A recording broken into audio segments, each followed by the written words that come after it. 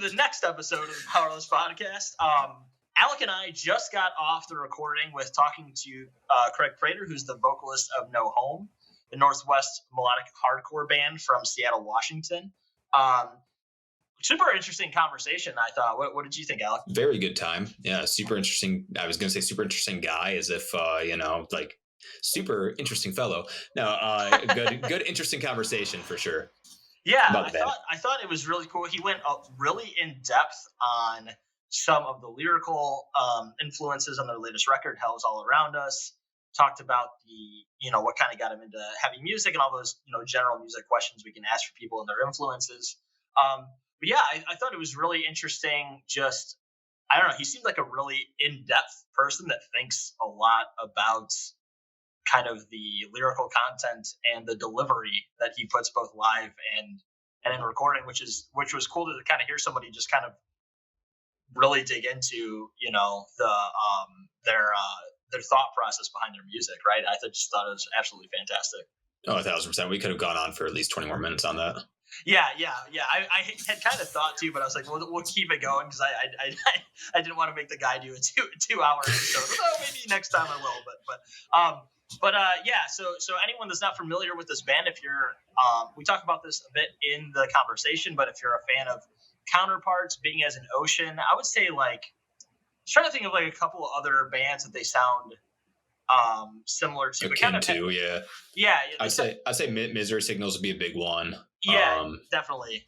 Misery Signals, all that kind of like, if you're into like the last several records of Counterparts, you're definitely going to want to check out this band. I think they have a little bit more singing on their end than obviously Counterparts does. I think Craig does more like, they have more of like some chorus hooks and stuff like that than I think Counterparts tends to really put into their music. But other than that, I think their guitarist that writes their music must take a lot of influence from Counterparts. But at any rate, we talk a lot about the latest record.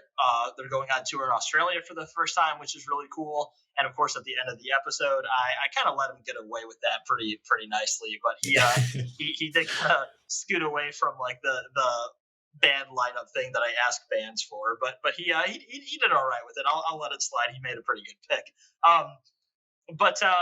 But yeah, I don't know. Did you have anything else you really want to say about the conversation? I just thought he was a really interesting guy.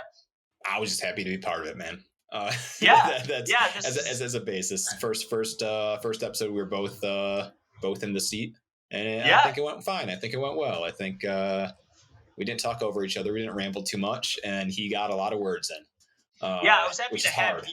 Yeah. I was happy to have you on for this one. And it's cool to kind of do. I should have said that at the beginning here, but first episode where Alec is to kind of co-host it with me. But it was cool. You kind of. I always like have my structured questions I stick to and just kind of let the person go. You actually like know how to have a conversation with somebody, so it worked out well. I'm just a conversationalist, Yeah. But yeah, definitely. I hope everybody enjoys the episode. As a reminder, you can always follow the podcast on all socials at thepowerlesspod. We're on all of them. It's the same handle everywhere. Email at thepowerlesspod@gmail.com if you want to be on the show. If you want to tell us how much we suck at this, I'll laugh at the email. And then if you want to, make sure to go check out the Patreon. I'm going to start trying to do some cool things over there solely for people that are paying. If it grows a little bit more, we can come up with some things for people that are kind of paid subscribers there. But yeah, just really hope everybody enjoys the episode. We will get to the conversation with Craig from No Home, a melodic hardcore band from Seattle, right after this.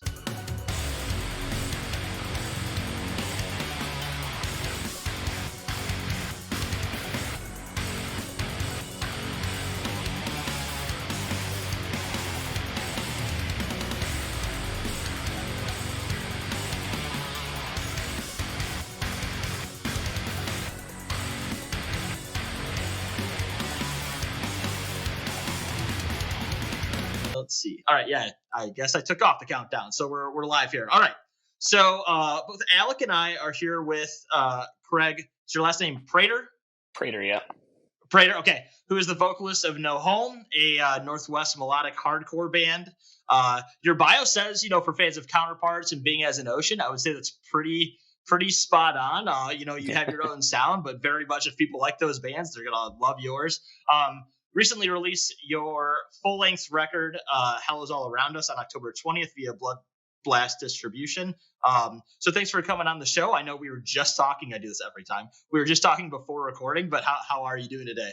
Good, man. Good. It's been a pretty slow Saturday, so can't really complain too much. Looking forward to a 3-day weekend, kind of, with my line of work that I'm in, and the position that I have within my company. It's never really a day off. Yeah. So, yeah. Well, we're happy to have you here. From I don't know if you saw this or not, but a few weeks back, Alec and I went over our end of the year album lists, and your band was on his. I had not heard of you guys before we went over that. I literally was Googling you all in real time as we were talking about it. But Alec was like, "Yeah, check this band out." We each sent each other like 3 or 4 albums from our list that neither one of us had heard.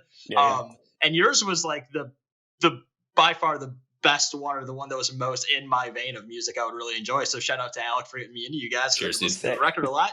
But yeah, I'm happy to have you guys have you on here. So I figured what we would do today is kind of break down Hell Is All Around Us, lyrical and musical influences, the recording process, all that. Talk about how you got into music and the start of the band, and kind of what's going forward with you guys in 2024, which I know at least there's one big, really cool thing happening in a couple months for you guys. So again, after a bunch of my rambling there, let's kind of go ahead and get into the record. Hell Is All Around Us, again, came out in October. 10 songs, really, I think it clocks in at under 30 minutes, so still a pretty short record overall, very accessible for people in today's day and age, where people won't check out 40 minutes of a band, unfortunately, anymore, right? Yeah. A lot of times. But, and Alec, feel free to jump in with questions or whatever as we're going along here. This is the first one that Alec and I are both co-hosting, so you get to be the guinea pig for us here. I'm not trying to talk all over you the whole time. I think it happen very easily. But go ahead and just tell us. We'll kind of use this as a jumping off point. I would assume you're the lyricist for the band, if you're the singer. Is that fair to say? Yep. Okay, so absolutely. Go ahead before we get into the musical influences overall for the band. What were some of the contexts for the lyrics in this album? It sounds very personal from just like what I can take away from it, but speak to whether you want to do a specific song or just in general, what the lyrical basis was in the framework for this record. Yeah, so we kind of started when I started writing like the lyrics for it. It was at a point in time where like things were kind of tumultuous in my life. I had an uncle that was sick in the hospital with COVID that ended up passing. There was a lot of like internal family drama in there. Some people that were very, very anti-vax and drove a lot of the negative sentiment that's found on the song God Won't Forgive You. It's a very directed and pointed song at a specific person. But really, the whole record is, I felt like on our first EP, Living in Hallways, it was more so about like internal struggles with like mental health and like feeling like you're not good enough and, adequacy and all that kind of stuff, and self-worth. And there's still, I think there's always going to be a tinge of that for sure within the music that we write and the lyrics that I write. But this one, I think, focused more so on like the world around me and like what was happening around me at the time. God Won't Forgive You, like I said, was about, a family member in the hospital with COVID and the sort of drama that surrounded that. Do Not Stand at My Grave and Weep was about my cat dying, which my cat passed like shortly after my uncle passed. And my cat was there for me through a lot of like really, really rough shit in my life. So there was a lot of that. There was some, medical stuff that happened in my life that made me feel like, fuck, like, is this going to be the thing that like ultimately takes me at the end of the day? So there's a lot of like, I guess like existential crisis, like looking at what's happening around you and trying to figure out like, okay, shit, like how do I actually pick up and like move on from these things rather than having that sort of internal struggle of like, man, I hate myself. I hate the world around me, all that stuff. It's the literal world feels like it's crashing down all around you and, figuring out a way to like pick up and move forward when it seems like, there's really no way out. Yeah, I mean, I was going to say it definitely has that feel to it from the record. And thanks for going specifically on those two songs. God Won't Forgive You is my favorite song on the record. I was going to bring that one up, so that makes sense too, because I'm very into those kind of topics and like kind of the rage behind them, right? And God, talk about what's a relatable song. I think with what you just talked about specifically with that, unfortunately, a lot of people have circumstances the last couple of years that would make you really identify specifically with that. Along with, you reference, something with a pet passing and how, I think sometimes people kind of trivialize that a bit if it's not their own, but you really don't realize how much that's like a great, emotional support, even if it's not an emotional support animal, like really does bring a lot to the table for you emotionally, right? Yeah, like when I first moved here to Seattle, I think it was 2016. I think I moved up here from Portland, and I moved up here with an ex, and about 2-ish months into living up here, she decided that she was going to leave me to go be with the other band that I was in at the time, leave me to go be with our bassist. Oh, Jesus Christ. Yeah. So it was brother, I'm so sorry. Yeah. It was pretty fucked up. But like, I remember coming home from work because like life still had to go on, it's not like everything could just stop. So I would come home from work and like just break down and like, go like lay in bed and just cry or like cry on the couch. Like it was someone that I was with like 3.5, 4 years. And, we'd been living together for a while. So, it was a really traumatic thing. And now I'm in a whole new city where I virtually know nobody. I'm in a place all by myself with nobody else for the first time in my life. And it felt like isolating, right? Like it just felt like I'm completely alone. And every single day that cat like refused to like leave my side, would just lay on my chest, would just lay next to me, followed me around from like room to room. And I fully believe that like if it was not for that cat, his name's Dash, if it wasn't for Dash, like I would not still be here today. Because I had this sense of like, if I decide to woohoo myself right now, who's going to take care of you? Like there's nobody here, and I can't live with the thought of like you wondering what happened to your dad, basically. So yeah, it's animals, I think, have a lot more impact on people than people realize or maybe want to admit to. But it's a powerful thing, And they've honestly, never done anything wrong in their life, Yeah, like they've never done anything wrong to you. They're always there for you. Yeah, exactly. Yeah, and I do think too that was probably like something that I really needed to experience in my life. Like aside from like my cat being there, right? Like being able to be okay by myself, because I know a lot of people like in my life that like if they're not around people or they don't have like a roommate or something, then they start spiraling. I think one of the most important things is like learning how to be alone, because sometimes I feel like if you're not alone with yourself, which again, a lot of our lyrical content deals with, like you're not able to come to terms with your own demons. You're not able to like, deal with the shit that you need to deal with. And so for me, it was a really cathartic experience that I felt was like necessary to have. And, I'm definitely not worse for the wear. That's for sure. So yeah. So, I mean, I don't mean to like backtrack on everything not backtrack, but like keep going more depth on things. But, yeah. So I'm assuming you just kind of ex-nayed that band right away. You're like, this whole band's done? That member. Yeah. It was like, oh, okay. Yeah. It was like, no question, like you're gone. It was also at a point where like we hadn't really announced anyone yet. So it wasn't really like a big thing, but it was just like, all right, dude, like you're clearly not a part of this anymore. Yeah. So that's currently then that band is still No Home then? Or is that a different band entirely? This was a band I was in called Burdens, which is a lot more like metalcore-esque. It was probably the weirdest thing that I've done. And I say weirdest because like it was a very different style for me. But the bassist of that band wound up being our first bassist, we got rid of him. He's gone, dead to me, whatever. Then we got this other bassist who was actually a guitar player, and now he plays guitar for No Home. It's our guitarist, Nick Skogmo. So that's where I was leading into, because I was like, I feel like when something like that happens and the band kind of like falls apart or whatever, you always kind of piecemeal some of the members back into a new band, Yeah. or you form your own thing, right? Yeah, exactly. Well, as much as, again, like we've been discussing, clearly this is a very, deep rooted record to a lot of emotions and a lot of specific things that have happened.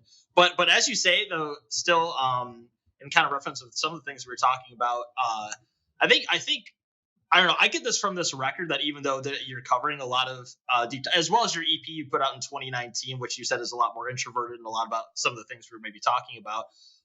There's still like a little bit of a sense in it of like not just being completely pessimistic and downtrodden, as much as like we can all make music like that, and that's a very good venting tool, and people relate to that.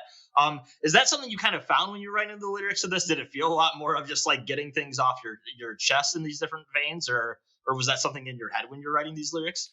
Yeah, so generally speaking, like I feel like this is maybe kind of a bit of a downfall within my own writing, is that like I always try to focus on like, all right, like I want to write what I'm feeling, but I don't want to be so like doom and gloom about it, which like maybe is not being entirely honest or like entirely genuine, because there are certain times where it's just like fuck, like shit just doesn't get better, right? But I do feel at the end of the day that conveying a message of hope, generally speaking, is wildly important. One of the lyrics from Nothing Gold Can Stay off of our EP is hope exists if you let it. And it's crazy because I've seen people with those lyrics tattooed on them, and I do fully believe in that statement. Like hope is there, and like there's always a way out, or not a way out, but a way through. You just have to let it be there. And I think I know for me personally, it gets really easy to just get so focused on like things are bad, and they're never going to get better, and just getting so tunnel vision around it. And I've learned for like myself, I have to sit with those feelings. I can't just go straight to like, I need to resolve this now. I need to get through it, and like I need to find like the silver lining right now. Like I need to sit with these feelings. I need to feel what I need to feel so that I can get to that point of like, okay, like I've dwelled on this enough. Now I can focus on like the bright side, or like how to get better, right? And so I think there's always a bit of that for sure. I don't think any of our songs are like ultimately doom and gloom at all. There's always a tinge of like life sucks, but it gets better type of thing. That always that yin and yang to it. Do you feel like it's?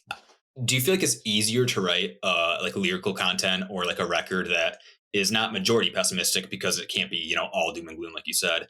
But you ever feel like if you're writing a song and it's just like I'm happy, it just doesn't feel like a powerful song, Like I don't know. If you look at the whole genre as a whole, right? And you're like, there's not like a bunch of songs being like, hey, we're stoked, and things are great, right? Yeah. So I mean, obviously I can't speak for the rest of the vocalists like within the scene, but I know for me, sadness, depression, melancholy are all feelings that I'm a lot more comfortable expressing versus like happiness, right? Like something that I've just kind of like felt throughout my life is like happiness is almost the expectation. So it's like, why do people want to hear about the expectation? Like, okay, cool, you're happy, like you're supposed to be, like good for you, congratulations, And so for me, it's really hard to like write about that, and like to even think that I have a platform to talk about being happy or like content is really weird. And I think Brennan from Counterparts, I saw him tweet at one point that like, I'm gonna butcher what he said, but it was something to the extent of like he was talking with his therapist, and then he was like, if only my therapist understood that like my entire paycheck is based on like me not getting better. And I was like, that's kind of I think it, I have right? that one saved. yeah. So yeah.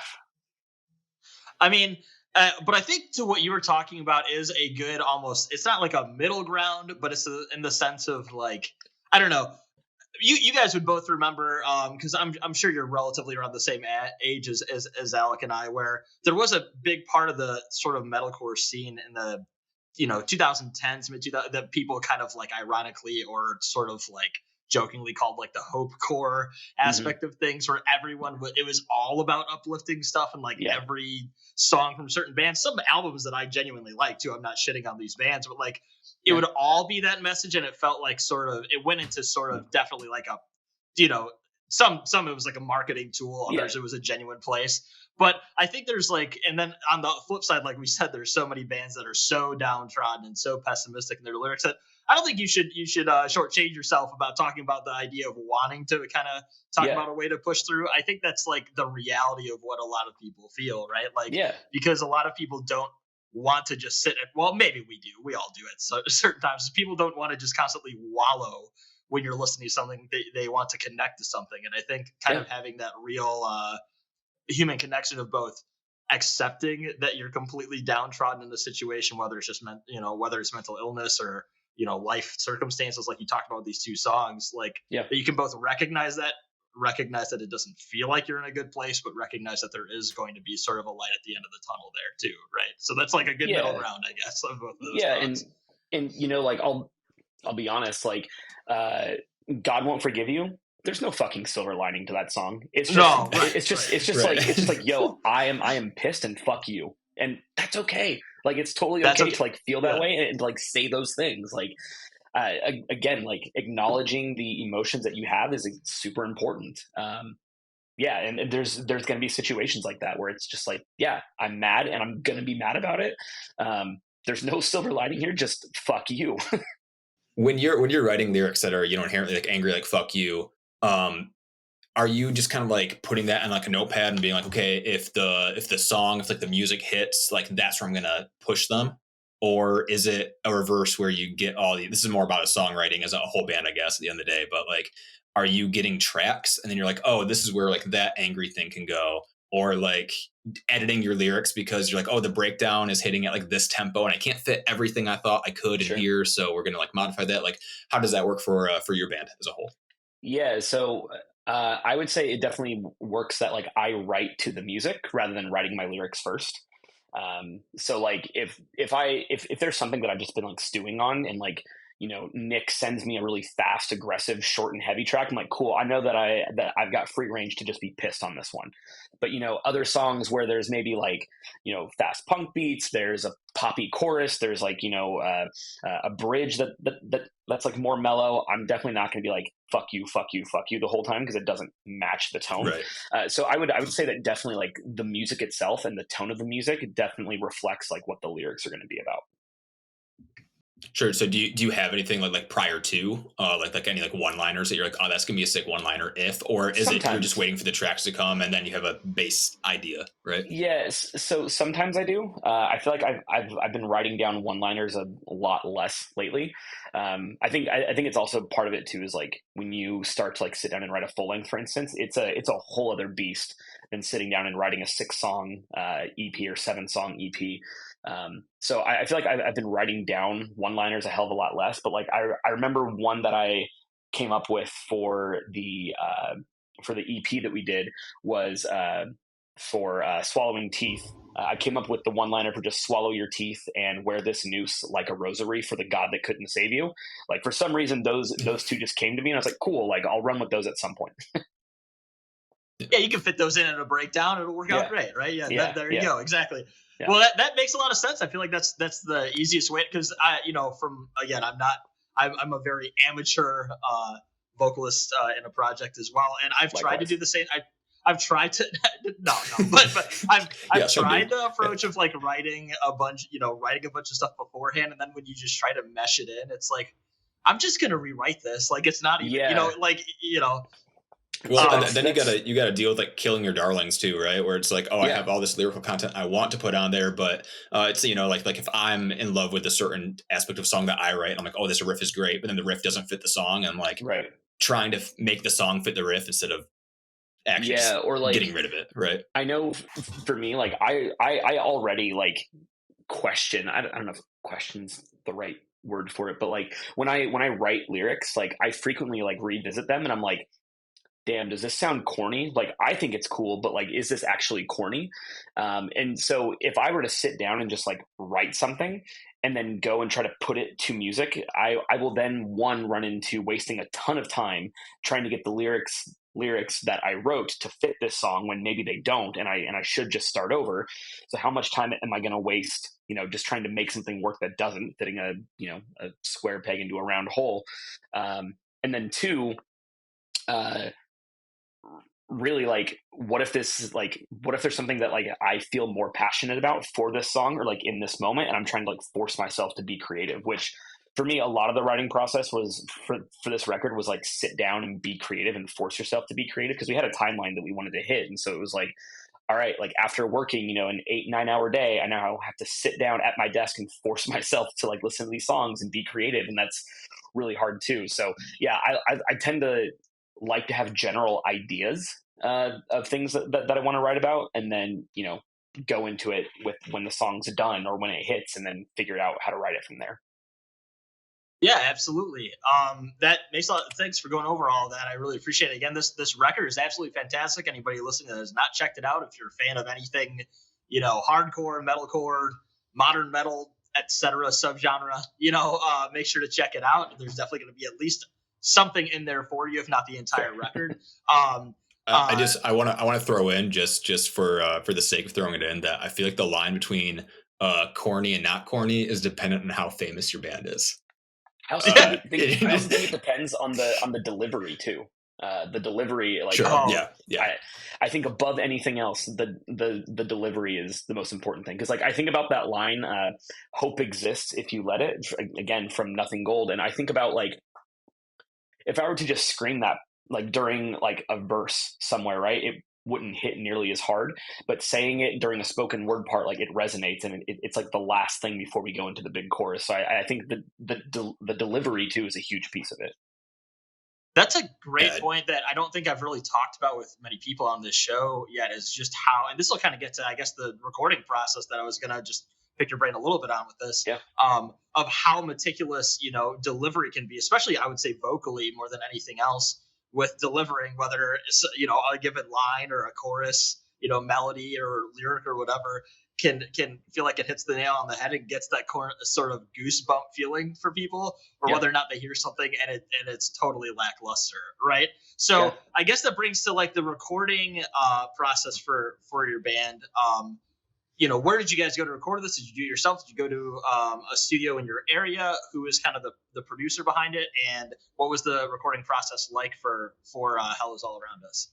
Yeah, so for guitar, bass, and drums, we did that with our now ex-drummer, Delric Nanthu. We did all of that with him. We did some reamping with Michael Somm for some of the guitar parts. And then for vocals, I went and recorded with this guy, Neil Engel, that I've worked with several times in the past. And then for mix and master, we had our friend Eric Gem mix and master it. Dude's great at what he does. For the vocal stuff, I tend to be a lot more picky, I think, than like other people in the band are about like who I go to like record with. Because if there's one thing I've learned like throughout the years, like I've been doing this since I was like 16, right? If there's one thing I've learned, it's that going to, I don't know the best way to say it, since it's probably going to offend some people, but whatever. Going to like bedroom producers who maybe aren't as like trained as people like Michael Somm or Neil or some of these other bigger producers.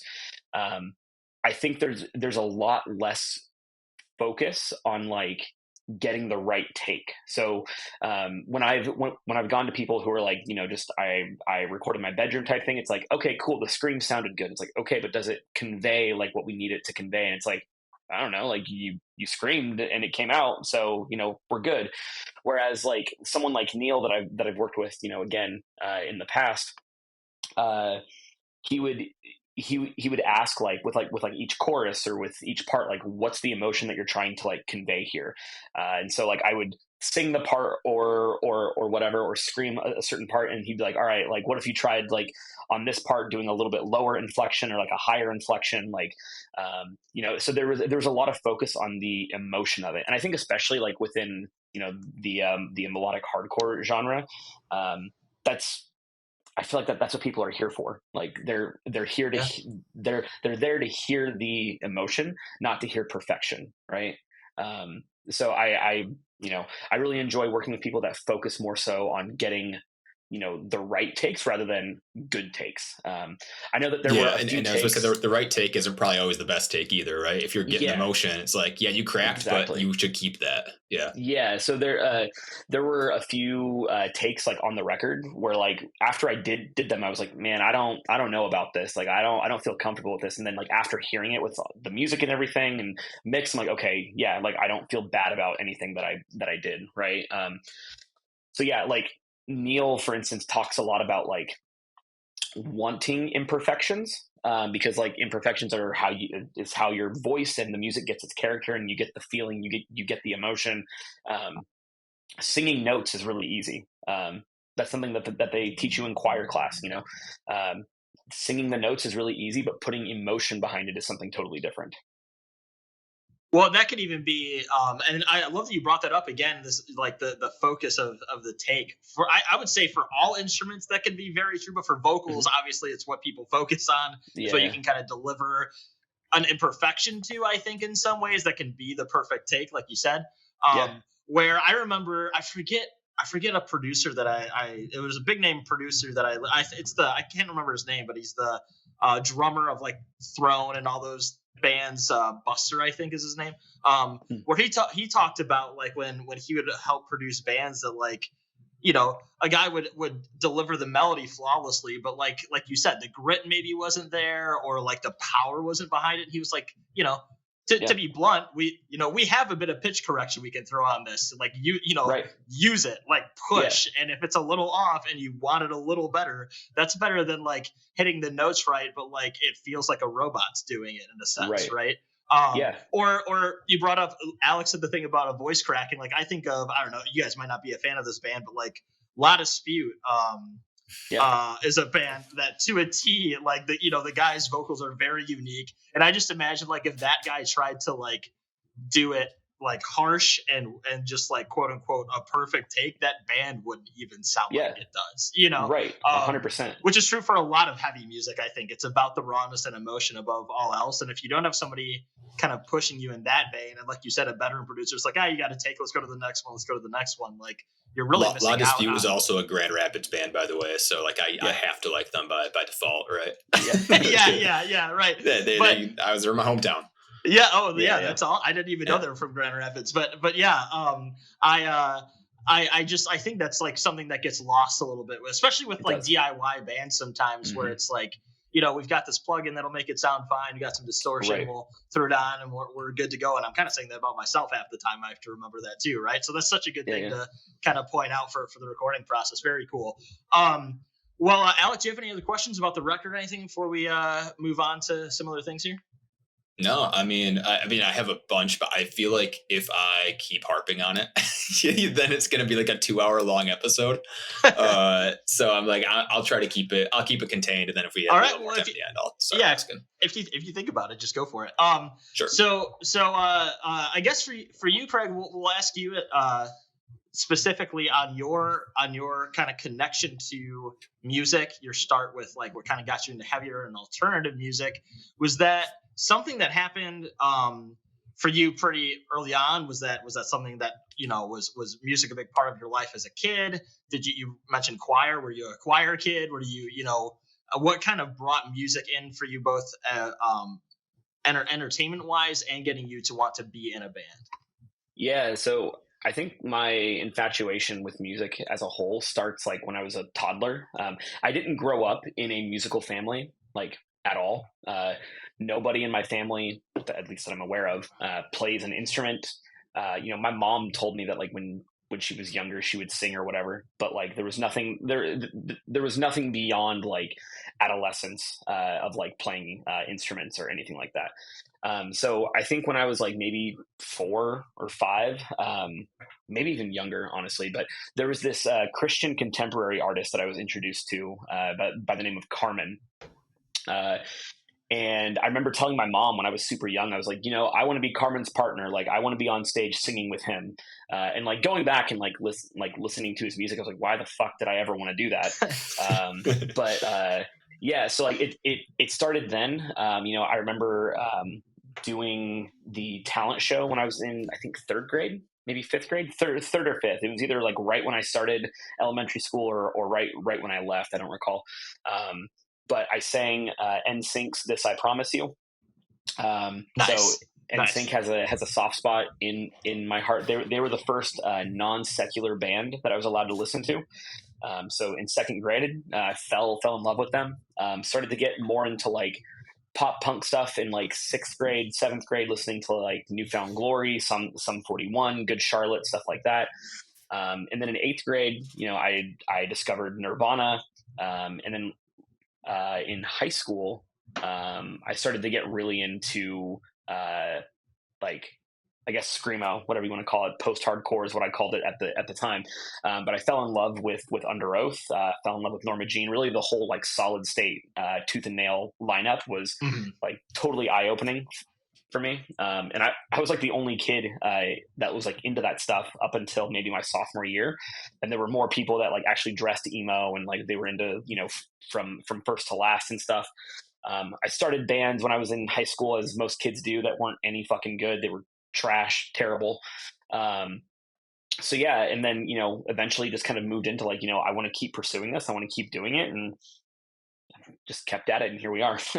I picked up on the first non-secular band that you could listen to is NSYNC.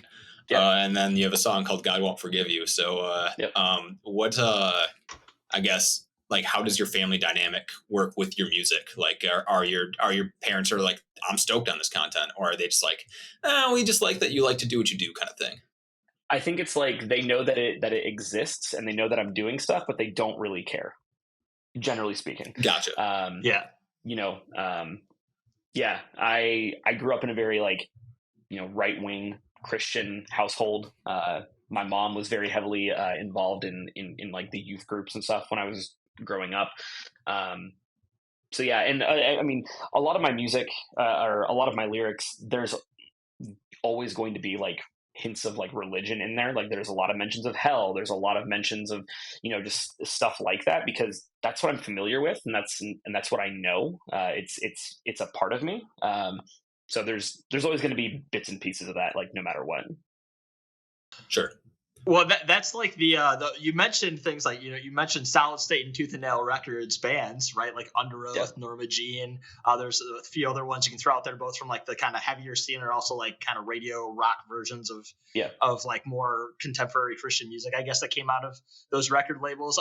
And it was the same for me. Like those things were such a pipeline to then discover bands that were totally not of like those, at least at the time with those bands, of those like kind of more overt Christian lyrics. You get into the heavy, and then all of a sudden you're checking out bands that tour with them, or you're finding bands that like, for fans of, and then next thing you know, you're listening to some music that probably had similar track titles as some of your songs, right? It can be a big pipeline for us, Reformed Christian kids in the heavy scene for sure, Yeah, I remember after I graduated high school, I was going down to the Musicians Institute to see if I wanted to like go to school there down in LA, and I will never forget like putting on Suicide Silence. And I was like, I would have never been able to like listen to this like 2 or 3 years ago. Right. But I also think too, that just like the internet as a whole, which was a huge thing for like finding new music with like MySpace and stuff. MySpace was how I found everything. So like without that, I probably wouldn't know of like half the bands that I currently know about. I mean, I'm sure this is one of the things that you wanted to bring up at a later point, but the tour that we're going on in April with Sienna Skies, I met them because of the internet, basically. My old band Vera Falls was signed to Blackheart Group and was being managed by a couple dudes in No Bragging Rights. And I went down, me and my friend Eric were going to be following, and our bassist, we're going to be following Warped Tour in 2011. So we went down to meet up with them in California. And when we went down there, the bassist Wadey was on a Skype call with the guitarist from No Bragging Rights. And we just said, "What's up?" And we've kept in contact ever since. And, weighty or Christian from No Bragging Rights found Sienna Skies because of MySpace. Like if it wasn't for these platforms, like none of these opportunities that I've experienced or a lot of bands experience like would even be possible now. Well, and it's funny, I'm sure for all three of us, again, like the MySpace era was massive for finding alternative music. Like, I remember as like a lot of people, I'm sure that are kind of newer fans of, you referenced kind of the Newfound Glory Sum 41 era of pop punk and emo and all that. But, like My Chemical Romance, part of the reason they got big is because they were one of the first bands that like were kind of had a little bit of a following that put all their songs for free on MySpace to download. And that's how they got massive, right? Like that Napster and all these weird things that like I feel like I'm a geriatric referencing at this point. But it is funny too how like even though I was about to say 2023, but in 2024, it's things kind of circle back around. And even though now it's more about like clips and virality with like a short video format, which I have my issues with, whatever, is things don't really change. The avenue kind of changes, the website or the app does. But that's still how like kids are finding out about, say, like Deftones or Sleep Token or all these kind of big bands that have gone viral. It's still because of the same shit from when we were, 7th grade checking out emo bands on MySpace. It's just a little bit better of probably an engine that runs that website. It's about the only difference. Well, and, right? and not only that, but I feel, and I always made this joke back in my band, but like, I know I talked a lot during our top 10 segment about how I was like, they just remind me so much of Counterparts. They remind me so much of Counterparts. And it's not like a rip, right? Because I love Counterparts and, I'm like, I love the inspiration. But it's because the internet is, so massive and kids of all ages are on it. It doesn't matter if you sound similar to a different band if somebody finds you first. Because there's somebody who's gonna figure out Counterparts later, right? And they heard No Home first, and they go, "Man, this band sounds like No Home," right? And I feel like it's you got to like keep that in perspective of, especially like musically, when you're looking at all the different albums or genres that kind of bleed together. It's like if your band is found first, or your band goes to the top, right? For some people, so it's. To be fair, like we do feel like we are a straight up Counterpart ripoff band. Like I cannot tell you the level of you got to be fucking kidding me when I can't remember the song title now off the top of my head, but when Counterparts put out that song about Brendan's cat dying, I was like, you got to be fucking kidding me. Like I had already written and recorded "Do Not Stand at My Grave and Weep," and then that song came out. I was like, you got to. People are just gonna say that we ripped them off again. Well, to be fair, they've been ripping off Misery Signals for the last like 20 years or 10 years of their band, right? That's what influences are, right? It's we all just feel like we're ripping off things that we like, and then music. That's how music's made. Like that's just how it goes, right? It's super funny too, because I remember right after our top 10 podcast, I texted Brandon and I was like, Empty Veins is literally like the intro of Sturdy Wings.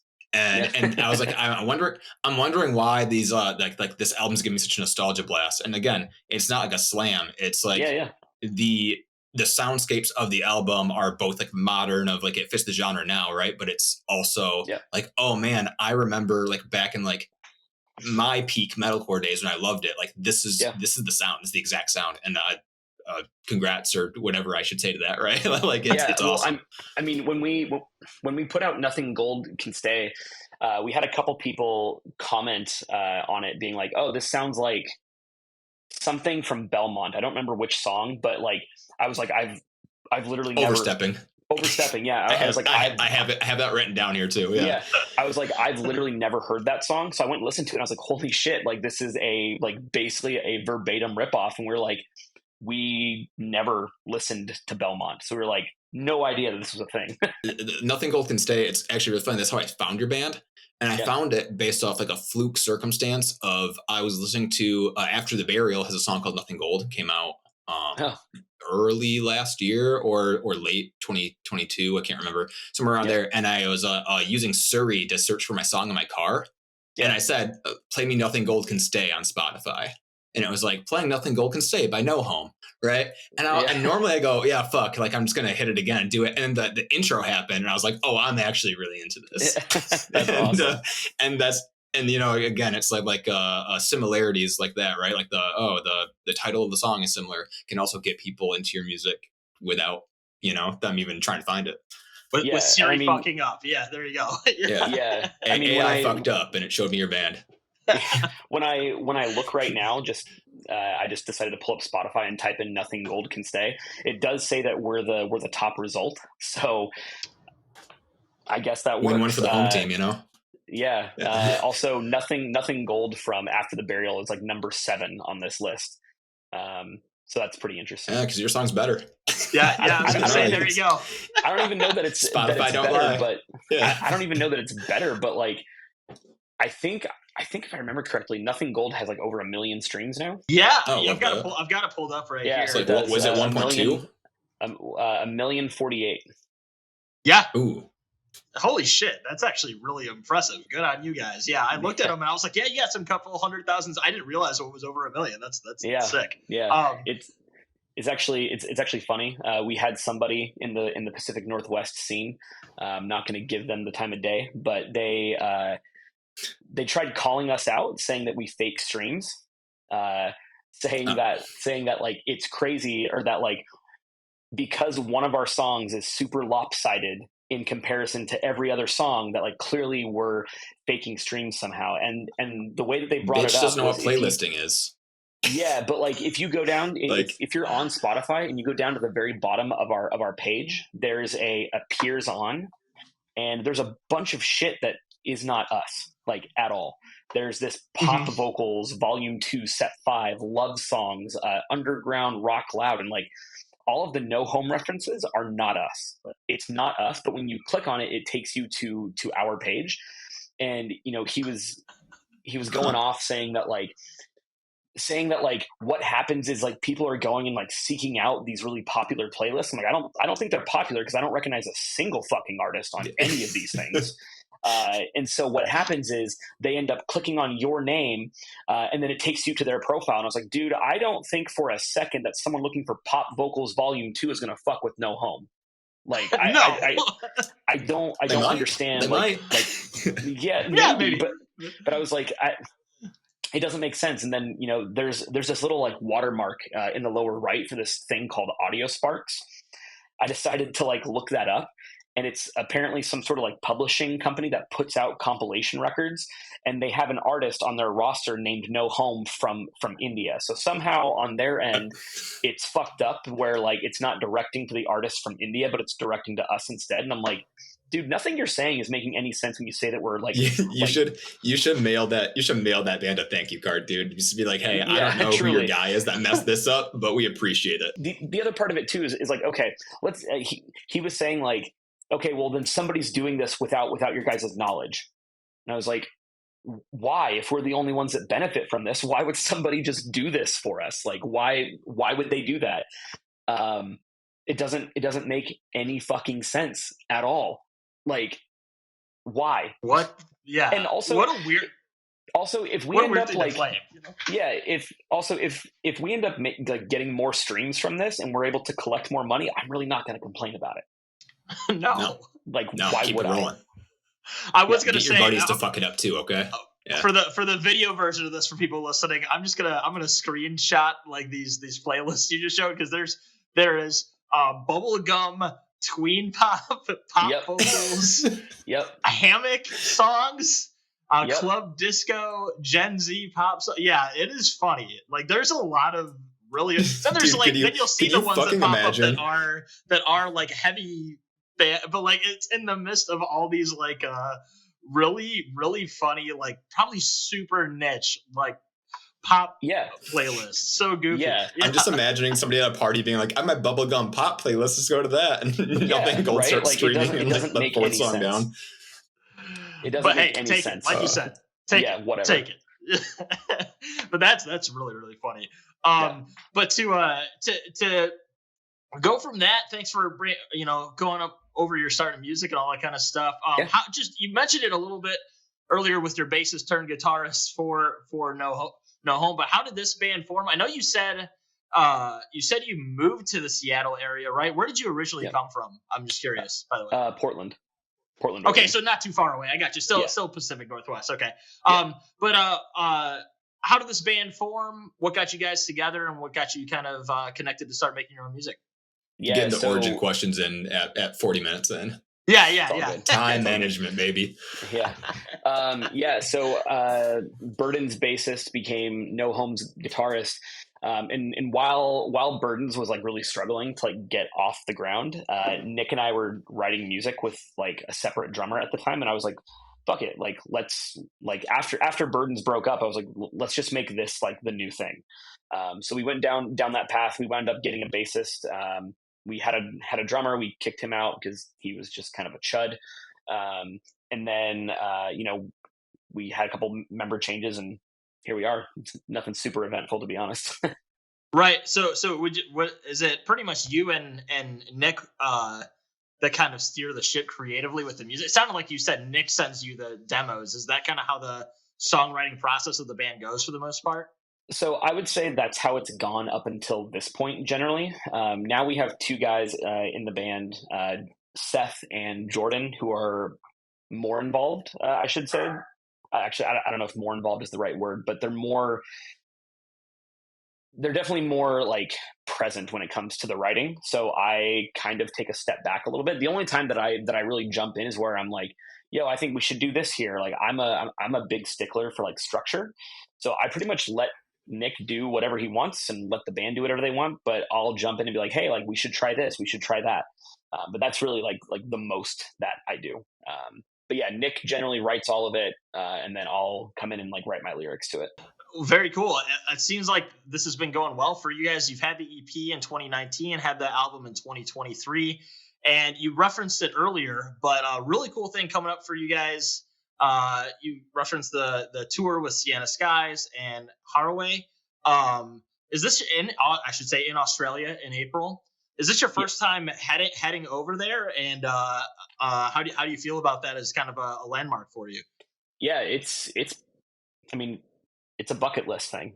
Like, this is the kind of thing when you're 16, 17 years old, jamming in your parents' garage that you don't really think about. And so like, if I were able to go back and tell myself at 16 years old that, yo, you're going to be playing shows in Australia, like I wouldn't believe you. I don't think any of the guys in the band would believe that this is a thing. I remember like when Wadey from Sienna Skies was like calling me about it, I knew something was up because he texted me and he was like, yo, do you have time to hop on a call? And I was like, yeah, about what? And like immediately in my head, I was like, I know this has to be something with like playing a show with them or something music related. Like it has to be. And then sure enough, he was like, yo, so we're doing an EP release tour. Do you guys want to be a part of it? I was like, yeah, like it's a no brainer. Like of course. So yeah, like we're all super excited about it. This is our first time playing overseas. We've played in Canada, but that's really the furthest in terms of like, leaving the country. So this will be our first big trip. This will be I think this will definitely be Nick's first time going internationally. I think it might only be his second time ever getting on a plane. So that'll be interesting. You get this call from Sienna Skies. You say yes to it, and then just for a band for the first time touring over in Australia, all the what was the logistics there? Was it a nightmare to kind of figure out ahead of time? Just kind of speak to that from like the music business side of things. Yeah, so I don't know what it's like outside of our existing experience, but it hasn't been a headache, and I think it hasn't been a headache because the dudes in Sienna Skies have been so like hospitable. It's literally like, yo, bring your guitars, and that's it. Bring your guitars, bring your merch, maybe heads. I don't remember, but it's basically just bring your guitars and we'll figure everything else out. We've already got transportation figured out. Just renting a van. So like it wasn't as daunting as I thought it would be, but I think it's also because Sienna Skies has chosen to, really put their best foot forward and being the best hosts possible, and making it really easy for us, and letting us borrow their gear and whatnot. So big shout out to them, because it's no small feat on their part. But yeah, it's been a lot easier than I expected. I think we still have to go through and do the visa thing. We've all got our passports, flights are all paid for, so we're 100% going. Now it's just a matter of like getting the visas and stuff ironed out, which we haven't gone through yet, but we'll see how it goes. Do you got someone to sell merch? Probably our manager who's coming with us. I was like, I was gonna shoot my shot, Yeah, Hey, you got a photographer or a merch guy, perchance? Yeah. All the way off. Yeah. Well, Australia's an interesting one too, because I've talked to people that have toured there in the past, and I know, like you say, you're getting a van, but I've heard at least that sometimes you have to fly from one city to the other to do touring. So is there any of that going on with you guys, or do you get to kind of just trek it across like the coast of Australia, basically? Yeah, so we get to just trek it. We're flying into Sydney first, just because it's the easiest place to fly into. And then we're going to hop into a van and go out to, what is it? Is it Brisbane? I don't know. First one's Adelaide. Adelaide. Yeah. So we drive to Adelaide, and I think that's like a 17-hour drive. So we're just going to barrel through that and get there when we get there. And then we do, is it Brisbane or Melbourne? It goes Adelaide, Melbourne, Brisbane, Sydney, and then you end in Perth. So we're not doing Perth. Okay, I got you. That would be like Sienna Skies taking us to Hawaii or Australia, or sorry, Hawaii or Alaska. Right. Yeah, that makes sense. But that's still absolutely, like you said, such a landmark. And the next time, instead of I'm putting this out there for you guys, the next time you get to go to Australia, instead of having to trek 17 hours in a van, you'll just get to fly around to each city and just be living large. Yeah, fingers crossed. After that tour, I know that tour is going on late April to May. Is there anything else kind of, I'm sure maybe some things that have yet to be announced, but what's it looking like for the band for 2024? Do you have things you have lined up? Is there, I know you just put out an album, is there more music you're working on? Are you doing more touring? Just what's it looking like for 2024? Yeah, so we've got like a show or two that we have yet to announce that are going to be in like April. And then we're working on getting a tour lined up for the summer, hopefully another tour like late summer, early fall. We'll see where that kind of lands. And we've talked about trying to put out a few more songs this year just to keep things fresh and keep, the algorithm on Spotify continuing to favor us, as content is king these days. But we also just don't want to crap something out and put something out that's like bad. So we'll see where that lands. But yeah, I mean, just trying to stay as active as we can, definitely sitting down and trying to write something new, hopefully, put out maybe a new EP in 2025. But this year is basically going to be about just trying to get out there more and maybe putting out a couple more songs here and there. Makes a lot of sense, because again, this record just came out in October. A lot more people should check it out, and I guess the big thing to do is to promote it by playing shows you haven't done before, which going to Australia is a big feat for that. So that's absolutely awesome. Yeah, which interesting enough, I'm going to look it up right now, but our largest demographic on Spotify, which is also part of the reason why Sienna Skies was cool with us going. A lot of our audience is in. Oh no, shit! No, don't do that. Yeah, it's Australia. Okay. I see Melbourne, Sydney, and Brisbane are your top 3 cities for your monthly listeners. Yeah, exactly. And we have no idea why, because again, we've never been there, but those 3 cities have consistently been in our top 3 cities since like 2020, and no idea why. Well, number 4 is Chicago, so that means you guys have to come out here again right after. We would love to, and we've never been to Chicago. Yeah, let's get you out here. I'm putting it out there. It's going to happen. Beautiful. Well, thanks for going over all of this, Craig. I really appreciate your time. Alex, do you have any other questions before I do my last goofy shtick here I do with bands? No, I mean, I was going to say too that unless I cut out again, is that I feel like Australia is going to be such a good. I mean, obviously it's going to be a good thing for you guys, but I feel like the scene in Australia is so much more of that like melodic hardcore, melodic metalcore. You have, I agree. Like even like any, like, I mean, a lot of the big ticket bands like North Lane or Parkway from there, but like even like small bands like Bloom, which just so branded today, or like that melodic hardcore. And honestly, when I heard you guys at first, I thought you might have been Australian. Not because of any accent or anything like that, because I was like, oh, that's kind of that like melodic hardcore vibe.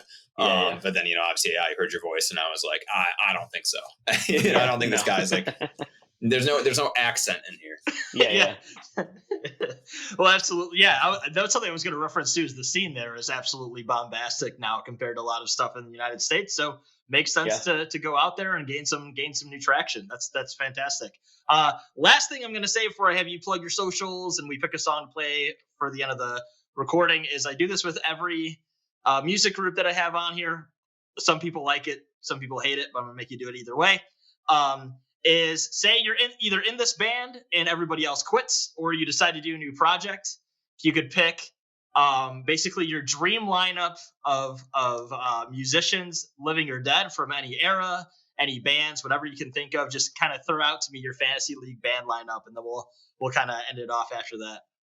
Starting a new project, I would love nothing more than to start a project with Post Malone. I absolutely love that dude, whether it's him on acoustic and like me on vocals or something. Like, I don't know. That would be something that I would absolutely kill for, to be honest. Yeah. Well, so what you can do then, though, is you can have him kill it with those very intricate, R&B soulful vocals, and you can just come in and just do some guttural screams over the top of it, and then it'll work out great with an acoustic guitar. Whatever, fuck it, works great. Beautiful. No, it doesn't matter anymore. It doesn't matter. Genres don't matter anymore. Well, again, appreciate your time coming on. I'll say for the millionth time, people definitely check out No Home's newest record, Hell Is All Around Us. Go ahead and plug your band's socials where people can find you guys. And then last thing is to pick a song that you would want to play at the end of this for people that maybe haven't heard you before. Sure. Yeah. So our socials are on Facebook. Actually, I don't know 100% what our social order thing is on Facebook, but on Twitter, Instagram, and or I guess X, Instagram and TikTok, it's No Home WA for Washington. It's the same on Facebook as well. Yeah, I was going to say, I think it's the same thing for Facebook. So everything is just No Home WA. Perfect. And of course, those will all be in the notes in the description for any platforms people are listening to as well. And then, of course, the last thing will be to just, again, pick the song. I would say pick it from the latest record, obviously, but pick what song you want people to hear at the end of this. I would say check out Do Not Stand at My Grave and Weep. It's my personal favorite. All right. Sounds great. So this has been Craig, vocalist of No Home. We're going to play Do Not Stand at My Grave and Weep on the Powerless Podcast. Thanks so much for joining us. Really appreciate it. Yeah, thanks, dude. Of course. Thank you guys for having me.